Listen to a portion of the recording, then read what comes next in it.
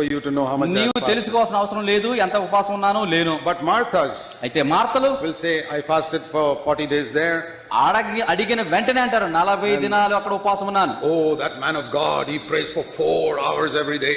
ఆ దైవజనుడు 4 గంటలు ప్రార్థన చేస్తూ వచ్చాడు. He disobeyed God's word, which says nobody must know how much you prayed for. కనుక ఎంతగా నువ్వు ప్రార్థించావో ఎవరికి తెలియదు కూడా కదా, దేవునికి అవిదే చూపించాడు. Christians are deceived left, right and center because they don't know the Bible. Bible ఎరిగిన వారుగా క్రైస్తవులు ఉంటారు కాబట్టి అన్ని వైపులా వారు మోసగించబడుతున్నారు. A man of God will never let you know how much he prayed, how much he fasted, how much he gave. ఒక దైవజనుడు అయినట్లయితే ఎంతగా అతను ఎన్ని గంటలు ప్రార్థించాడు, ఎంతగా ఉపవాసం ఉన్నాడు, ఎంతగా ఇచ్చాడు, వేరే వారికి లెక్కలు చెప్పడు. Even his left hand will not know how much his right hand. వాస్తవానికి మరి ఎంతైతే కుడి చేయి ఇచ్చిందో ఎడం చేయి కూడా తెలియకుండా జాగ్రత్త పడతాడు. How many people obey these commands? ఈ ఆజ్ఞలు ఎంతమంది లోబడుతున్నారు? It says whatever good you do, don't let anybody know it. నువ్వు ఎంతైనా మేలు చేయి, ఉపకారం చేయి, కానీ మరొక మనిషికి నువ్వు చెప్పకు, తెలియజేయకుండా ఉండు.